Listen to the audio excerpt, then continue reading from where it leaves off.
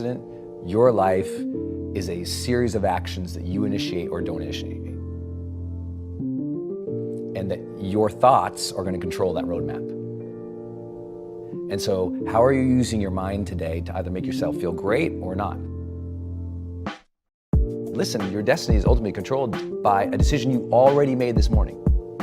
Everyone watching this already made a decision this morning. This morning, they made it a life-changing, huge decision this morning. And that is either I'm gonna get up, enter the world with no intention, go through the motions to hopefully get by or survive, or I am going to get clear in this morning about what I want, what I'm going after, who I'm going to be, and whether or not I'm gonna be excellent and extraordinary or not. And the problem is most people never make that conscious decision. So I was learning early on, make the conscious decision about who you want to be each day, stay congruent with that. And that was, for me, a kid who's just going through the motions, all of a sudden going, oh, who do I want to be? And then I started setting personal challenges every month. At the beginning of each month, I do this whole thing where I holistically evaluate my life, the first of every month.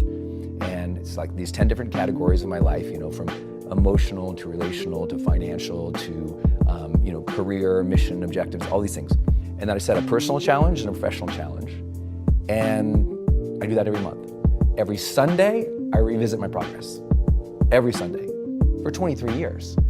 So it's not like I'm just, one day ended up in a happy life. It was like that a level of self-evaluation that most people avoid until their birthday or New Year's. I do it every Sunday and every first of the month, and I don't ever miss. And I think that has helped me kind of know what my thing is. Because I don't think I'm super special. It's like what I help people do, seek clarity. The only reason I get to work with all these people you mentioned is because they're at a new level in their life where they're going, what is it now for me? And I help them kind of figure that out. Like, what is it now for you about how you want to define yourself? What is it that you want to develop as skill sets? And what is the specific service you want to provide? For the Sunday thing, it's really self-evaluative and very planning oriented. So it's like, where am I? What do I need to do this week, this month, and just checking with my calendars. Most people don't have a calendar. So that's problem number one. They're not strategically blocking time, moving towards the major things they want in their life. They won't say they're going through the motions, but the calendar reveals it. Like if I parachute in their life and I open up their calendar and there's nothing there, they can't possibly say they're living with purpose or intention. And that sounds so flippant to say, but I can't believe how many people, they're not planning their skill set development. They're not planning specific goal attainment on certain dates. They're just like, their calendar's completely empty and they're hoping it's gonna happen. And it's like, if you look at mine, it's like military-esque like planning. Like I'm going to hit these goals. It's going to happen. I also every morning lay in bed and I visualize what I want. And I see, like when I wake up, I literally just lay there for an extra 2, 3, 4 minutes and I just kind of visualize and I'm thinking about the things that I want. So that happens every morning. The second visualization I do in the morning comes later. So I get up in the morning, I drink 20 ounces of water.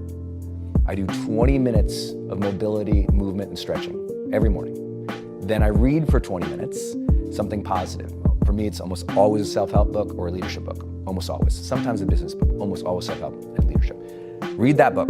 Then I go and I sit down with my high-performance planner, my green tea. I fill out the day, right? I look at the blocks of time that are already scheduled, and then what I do is my second visualization, which is I look at the major blocks of time that have been scheduled, and I close my eyes, and I think, how do I do that thing with excellence?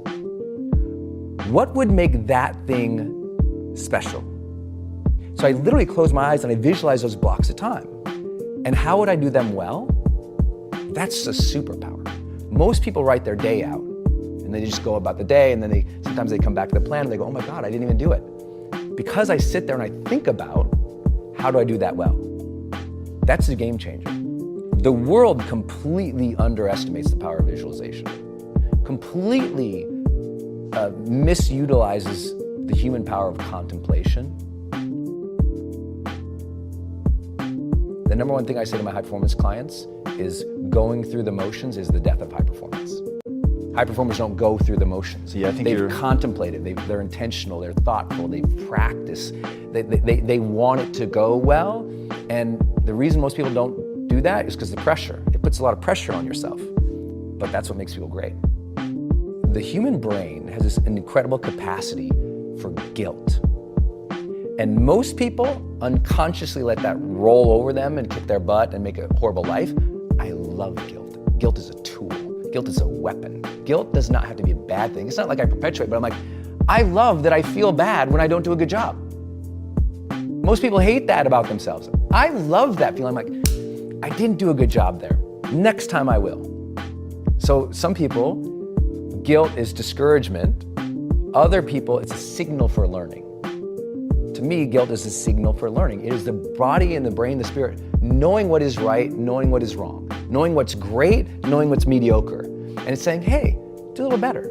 Now, if it's translated into a negative impulse, then some people call it guilt. But I'm totally cool with guilt. You know what? I think it's good that we feel bad when we do something that is below our standard or that's not right, because that impulse to go, I want to do that better. And that impulse, that desire to learn and drive and do better is something that doesn't always feel good, because it says also, I kind of screwed up over there. But when you can dispassionately recognize your performance and go, I actually want to become great at this, all of your psychological and spiritual energies kind of align a little bit to saying, let's grow then. Most people are half-hearted, half interested, half engaged in their actual dream and actual ambition because they either fear it or they feel insecure or incapable. Instead, people apologize for their ambition, hide their ambition. You have to learn to own your ambition, speak of the ambition, chase the ambition, drive the ambition, and lead the ambition. The further you are from your ambitions, the more miserable you are. And most people don't even look at their goals every day. So no wonder we have a world that says I'm disconnected. It's like, no, wake up. Like, I ask people all the time, did you look at your goals today? That's literally personal development 101 is have goals, look at them. Most people do not do that. I want you to deeply visualize, feel, sense, and talk about your ambitions way more. People who are scared to communicate about their ambitions are cheating themselves and the world from supporting them. That's number one. Number two, you have to have daily intention and habit tracking. You can't leave your personal development to randomness. And what most people do, they leave their personal growth to randomness, and so they're always in the land of mediocrity. You have to have that morning routine and that evening routine of evaluating where you are and where you want to go and asking the hard questions of what is it about me that's not moving forward? What is it about me that I need to accept, love, care for, take care of, do a better job with? How do I treat other people so I can get ahead faster? What do I need to focus on? If you don't do that on a daily basis, you're going through the motions. And even if you're successful, imagine how much more successful you would be if you were way more intentional and you actually tracked your habits. I know how easy it is to go through a day, you hustle all day, and you crash at the end of the day. I know the 100-hour work weeks. I know how that feels. I know what that's about. But if you're doing all of that and you're not aware, that leads to a nightmare.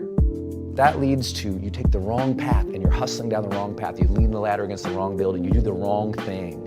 The awareness on the daily is something people need to build into a routine and physicalize. Like write, not a note on your phone, journal, workbook, planner, something that you actually connect pen to paper, you think through. And if we can get you ambition, clarified ambition, speak the ambition, own the ambition, and you're actually intentional in tracking each day, you win this game.